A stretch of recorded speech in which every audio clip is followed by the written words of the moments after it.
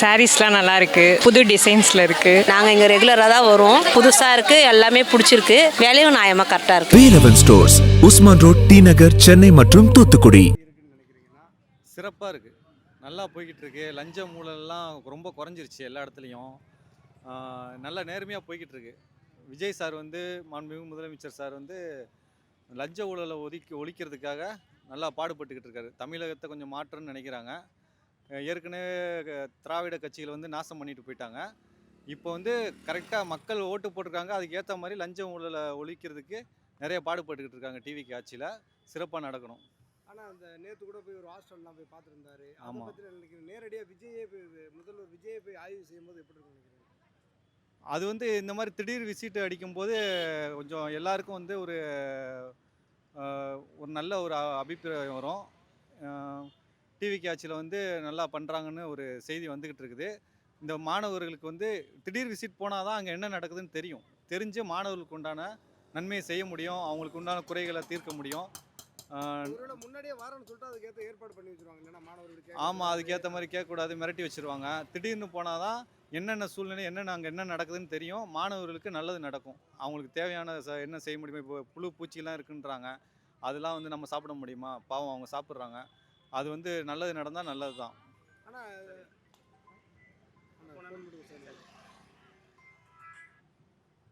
இப்போ வந்து இந்த என்ன சொல்லுங்க, இந்த சரக்கு அந்த மாதிரி உள்ள விஷயங்கள்லாம் கம்மியாக இருக்குன்னு, போதைப் பொருள்லாம் கம்மியாக இருக்குன்னு நினைக்கிறேன். போதைப் பொருள் நிறைய கம்மியாக இருக்குது. இப்போ வந்து நிறைய பேருக்கு கிடைக்கிறது இல்லை. தமிழ்நாட்டுக்கு வர்றதுக்கு முன்னாடியே தடுத்துறதாக நான் கேள்விப்படுறேன். அது நல்ல விஷயந்தான். போதைப் பொருள் ஒழிக்கிறது வந்து ரொம்ப நல்ல விஷயம். இது இளைஞர்கள் கெட்டு போகிறதுக்கு காரணமான போதைப் பொருள் வந்து கடந்த திராவிட கட்சிகளில் நிறையாவே புழக்கத்தில் இருந்தது. அதை அதிகாரிகளும் கண்டுக்கிறது இல்லை, அரசியல்வாதியும் கண்டுக்கிறது இல்லை, போலீஸும் கண்டுக்கிறது இல்லை. போலீஸ் உடனே நடந்துச்சு. இப்போ எல்லாமே கட்டுப்பாட்டில் தான் இருக்குது. இல்லை பிரதர், இப்போ தானே வந்திருக்காரு, கண்டிப்பாக பண்ணுவார். ஏதாவது பண்ணுறதுக்கு டைம் கொடுக்கணும் இல்லையா? பண்ணுவார், கண்டிப்பாக பண்ணுவார். வெயிட் பண்ணி பார்ப்போம். இன்னும் இப்போயே நம்ம எதையும் முடிவு பண்ண முடியாது, கொஞ்சம் வெயிட் பண்ணி பார்ப்போம். நேற்றெல்லாம் பார்த்தீங்கன்னா அந்த ஹாஸ்டலுக்கெல்லாம் நேராக போய் அவரே வந்து ஆய்வு செஞ்சார். ஆமாம், அதை பற்றிலாம் என்ன நினைக்கிறீங்க? நேராக முதலமைச்சரே போய் பார்க்கும்போது அதுக்கான இல்லை அதுதான் அவர் வந்து பார்த்தீங்கன்னா இப்போ வந்து எல்லாத்துக்குமே வந்து பார்த்தீங்கன்னா நடவடிக்கை எடுக்கிறாரு. கொஞ்சம் கொஞ்சமாக இப்போ தான் ஸ்டார்ட் பண்ணுறாரு. ரிசல்ட்ஸ் நம்ம இன்னும் போக தான் தெரியும். அவரே இப்போ வந்து எல்லாத்தையும் முன்னின்று எல்லாத்தையுமே பண்ணணும்னு நினைக்கிறாரு. இப்போ தான் ஸ்டெப்ஸ் எடுக்கிறாரு. ரிசல்ட்ஸ் நமக்கு போக தான் தெரியும். முன்னாடி போதைப் பொருள் பழக்கங்கள்லாம் ஓரளவுக்கு குறையுதுன்னு நினைக்கிறீங்களா? இல்லை அந்த அளவுக்கு நமக்கு அந்தளவுக்கு ரிசல்ட் உடனே கிடச்சிடாது எதுவுமே. இப்போ தான் ஒரு ஸ்டெப்ஸ் எடுக்கிறாரு. நமக்கு ரிசல்ட் வர்றதுக்கு இன்னும் கொஞ்சம் டைம் ஆகும், கொஞ்சம் பொறுமையாக இருக்கணும். இப்போவே அவர் ஆட்சி இப்படி இருக்குது, அந்த ப்ராப்ளம் நடக்குது, இந்த ப்ராப்ளம் நடக்குது அப்படிலாம் நம்ம எதையும் பேசக்கூடாது. அவர் கொஞ்சம் டைம் கொடுத்துட்டு ஒரு 1 இயர் 2 இயர்ஸ் போகட்டும். அவரும் வந்து பார்த்தீங்கன்னா பாலிடிக்ஸ்க்கு புதுசு, எல்லாத்தையும் அவர் தெரிஞ்சுக்கிறாரு. இப்போ தான் எல்லாத்தையும் மீட் பண்ணுறாரு, எல்லா ஏஎஸ்சியும் மீட் பண்ணுறாரு, எல்லா டிபார்ட்மெண்ட்டையும் விசிட் பண்ணுறாரு. நான் ஒரு கவர்மெண்ட் இன்ஸ்டியூஷனில் இருக்கிறனால அவர் எங்கெங்கே சம் மினிஸ்டர்ஸ் அவர் பார்க்குறது செய்யலாம் நமக்கு தெரியும். அதனால் கொஞ்சம் வெயிட் பண்ணுவோம், கொஞ்சம் டைம் கொடுப்போம் அவருக்கு. நம்ம எதிர்பார்ப்போம். நம்ம முதலமைச்சர் நம்ம தேர்ந்தெடுத்துருக்கோம். நம்ம மக்கள், அதாவது பெரும்பான்மையான மக்கள் வந்து தேர்ந்தெடுத்திருக்காங்க. அவர் நம்ம முதலமைச்சர் நமக்கு நல்லது பண்ணுவார். நம்ம வெயிட் பண்ணி பார்ப்போம்.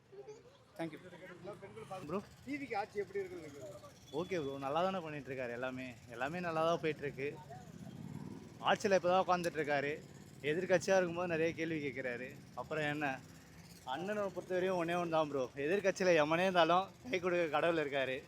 அதுக்கப்புறம் எதுக்கு, எல்லாமே நல்லா தான். ஹாஸ்டலுக்கு நேரடியாக ஆய்வுக்கு போயிருந்தாரு பார்த்தீங்களா? ஆமாம் ப்ரோ, அது வந்து ஒரு இடத்துல அந்த மாதிரி எல்லாமே வந்து சரியாக இல்லை. இப்போ முதல்ல இந்த ஆட்சிலையும் அந்த மாதிரி சரியாக இல்லை. இப்போ தான் ஏதோ வந்து கொஞ்சம் நடத்திட்டு இருக்காங்க. அது கண்டிப்பாக இதுக்கப்புறம் எல்லாமே நல்லா தான் நடக்கும்.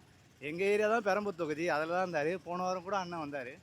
இப்போ ஏரியாவே கொஞ்சம் சேஞ்ச் ஆகிருக்கு. முன்னமும் சேஞ்ச் பண்ணுவார் ப்ரோ நிறையவே. ஆனால் அதிமுக திமுக சேர்ந்தே விஜயை கவுழ்த்தரலாம் அப்படிங்கிற அளவுக்கு இறங்குறாங்களே, என்ன காரணம்னு நினைக்கிறீங்க? ப்ரோ அதான் சொல்கிறேனே, எதிர்கட்சியில் எமனே இருந்தாலும் கை கொடுக்க கடவுள் இருக்கும்போது அதுக்கப்புறம் ஒன்றுமே பண்ண முடியாது ப்ரோ அவரெல்லாம்.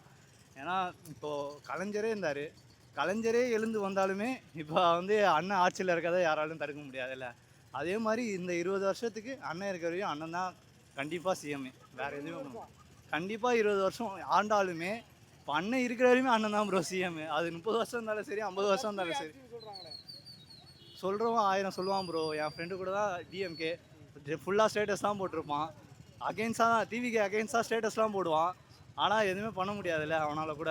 பாவம், அவனுக்கே தெரியுது எல்லாமே நல்லா தான் நடக்குதுன்னு. நாங்கள் திரும்ப கலாய்க்கும் போது அவன் அதே தான் சொல்லுவான். இப்போ பெரம்பூர் தொகுதியில் குறிப்பாக போதைப் பொருள்லாம் கம்மியாக இருக்கா முன்னாடி விட? ரொம்பவே கம்மியாக இருக்குது ப்ரோ. இப்போலாம் எங்கேயுமே கிடைக்கல. சரி, என் ஃப்ரெண்ட்ஸு கூட எல்லாமே பண்ணுவாங்க ஒரு டைம். அது பண்ணுவாங்க. ஆனால் என் ஃப்ரெண்ட்ஸுக்குமே கூட இப்போ கிடைக்கல. அது எனக்கு சந்தோஷம் தானே. ஏன்னா அவங்களுக்கே எதுவுமே கிடைக்கலன்னும் போது என் ஃப்ரெண்ட்ஸும் என் கூட இருக்கவங்களும் திருந்துவானுங்க இப்போது. அதனால் எனக்கு அது சந்தோஷம் தான். டிவி ஆட்சி எப்படி இருக்கு? ஆட்சி எப்படி இருக்குன்னு சூப்பராக சார். இப்போ கூட எம்சிஆர் ஆட்சி போயிருக்காரு.